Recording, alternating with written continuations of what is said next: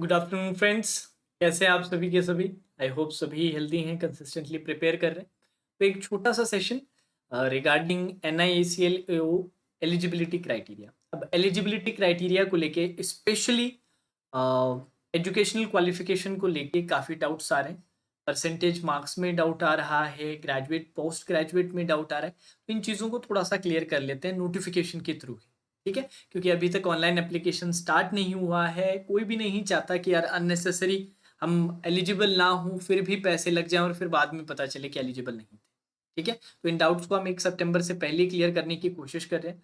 अब इसी तरह के और जो डाउट्स हैं मैं कोशिश करूंगा आप लोगों के लिए लेने के लिए। अभी हमारा आज का फोकस है eligibility criteria to be specific educational qualification पे, ठीक है? So let's see the notification only. Notification से ही समझते हैं कि पूरा का पूरा सीन है क्या। देखिए, जो पहला डाउट आ रहा है ना बच्चों को, वो आ रहा है इस पैराग्राफ के अंदर। इसको थोड़ा सा अच्छे से पढ़ते हैं एक बार जल्दी से। थोड़ा सा इसको मैं बड़ा कर देता हूँ आप लोगों के लिए, ठीक है?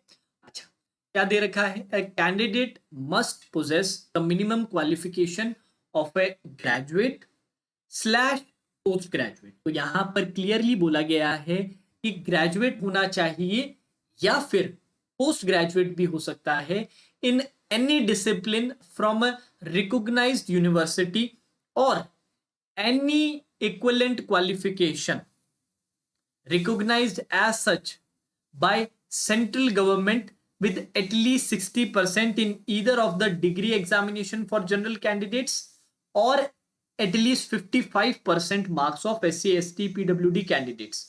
Candidates should possess the certificate in proof of passing the qualifying examination as on 30/9/2021. This is very important. अब यहाँ पे डाउट क्या है? सभी के क्लियर है कि ग्रेजुएशन विद मिनिमम 60% मार्क्स या उसके इक्विवेलेंट चलता है। अब काफी लोग ऐसे हैं जो पोस्ट ग्रेजुएट हैं, जिनका ग्रेजुएशन में 60% नहीं है, बट पोस्ट ग्रेजुएशन में जिन्होंने 60% या अबव स्कोर किया है।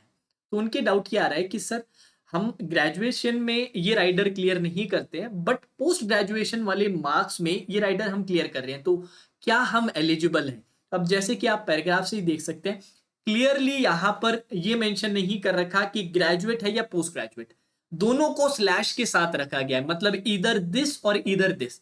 मतलब ग्रेजुएट के तौर पे आप ये ले सकते हैं या पोस्ट ग्रेजुएट अगर आप डिग्री शो कर रहे हैं, देन पोस्ट ग्रेजुएट वाली जो डिग्री है वो मायने बन जाती है। जब भी आप अपने आप को पोस्ट ग्रेजुएट या पीजी बताते हैं, तब उसमें जो बड़ी डिग्री रहती है, जो लेटेस्ट जो हायर क्वालिफिकेशन की जो डिग्री रहती है, वो प्रायोरिटी ले लेती है एलिजिबिलिटी में हमेशा। तो यहां पर जितने भी हमारे स्टूडेंट्स हैं जिन्होंने पोस्ट ग्रेजुएट में 60% या उससे अबव किया है, वो बिल्कुल कोई टेंशन की बात नहीं है। वो मेरे ख्याल से, इन माय ओपिनियन, आप लोग एलिजिबल हैं, आप अप्लाई कर सकते हैं। पहली बात तो ये। अब दूसरी जो प्रॉब्लम्स आ रही है वो ग्रेजुएशन वाले उन कैंडिडेट्स के लिए हैं जिनके ऑनर्स के एक मार्क्स रहते हैं और एक ऑप्शनल वगैरह मिला के एक एग्रीगेट मार्क्स रहते हैं। तो सर ऑनर्स के मार्क कैलकुलेट होंगे या दोनों को मिला के 60% चाहिए, उसके लिए क्या सीन है?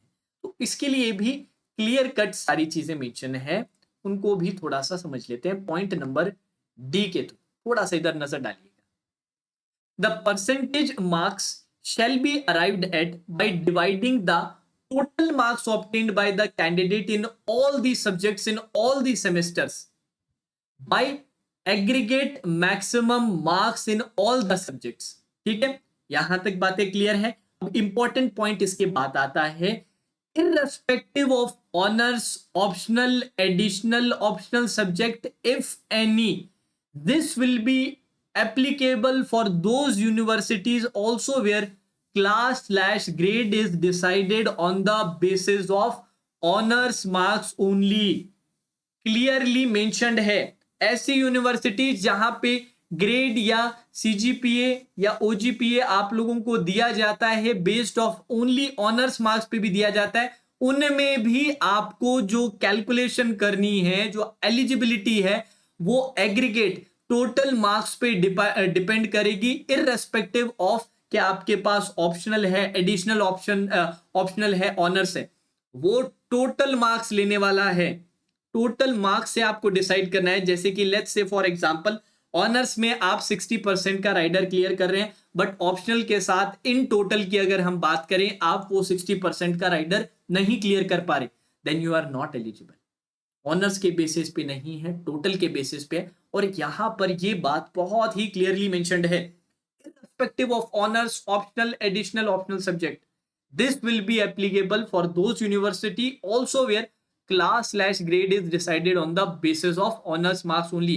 उनके लिए भी, उन यूनिवर्सिटी जहां पर सीजीपीए में भी आप लोगों के ऑप्शनल नहीं लिया जाता, सिर्फ ऑनर्स के पे भी डिसाइड किया जाता है, उसमें भी ये चीज एप्लीकेबल है कि टोटल मार्क्स से डिसाइड किया जाएगा, इररेस्पेक्टिव ऑफ जो डिविजन्स आपके बन रखे हैं, ऑनर्स का अलग, ऑप्शनल का अलग, डिसाइड टोटल से किया जाएगा। तो टोटल जो आपके मार्क्स है वो 60% से प्लस होनी चाहिए, सिर्फ ऑनर्स से काम नहीं चलेगा।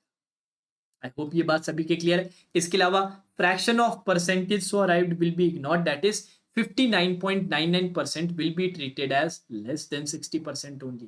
तो काफी बच्चों की ये भी डाउट था कि सर मेरे 59.1% है, मेरे 59.7% है, 59.9% है, क्या मैं 60% वाले राइडर में आता हूं या आती हूँ? नहीं आते आप। ये क्लियरली मेंशन्ड है, 60% मतलब 60%, उससे 0.001% भी कम होगा ना तो भी you are not eligible. I hope अब जो दो मेजर डाउट्स थी regarding the eligibility criteria to be specific to the educational qualification, मैंने दोनों चीजें आप लोगों के लिए क्लियर कर दी है। तो जब 1 सितंबर को ऑनलाइन रजिस्ट्रेशन ओपन होगा तो आप देख लीजिएगा कि आप एलिजिबल हैं या नहीं। एलिजिबल हूँ तभी अप्लाई कीजिएगा, ठीक है। तो इस तरह के अगर मुझे कुछ और डाउट्स रहते हैं दिमाग में, क्योंकि ये एक बहुत ही कंसिस्टेंट क्वेरी थी और जब बच्चे पूछ रहे थे तो मैंने कहा था यार मुझे खुद को डाउट है, मुझे खुद को आइडिया नहीं है, क्योंकि मुझे समय नहीं मिलता है इतना कि मैं डिटेल में सारी चीज़ों को पढ़ पाऊँ।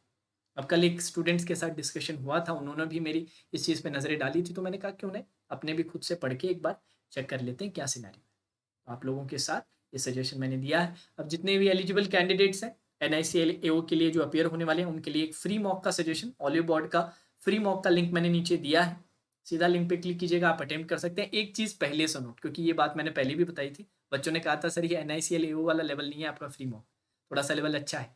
तो ऑलिव बोर्ड है, ऑलिव बोर्ड का आपको ऑलरेडी पता है कि यार एग्जाम से लेवल हमेशा ऊपर ही रहता है, तो उस बात का आप थोड़ा ध्यान रखिएगा। बाकी फ्री मॉक है इसलिए मैं आपको लोगों को सजेशन दे रहा हूँ, ठीक है। डिस्क्रिप्शन में लिंक मिल जाएगा आपको फ्री मॉक का, जाके आप अटेम्प्ट कर सकते हैं। तो चलिए दोस्तों आज के सेशन में इतना ही। Now that's all for today session.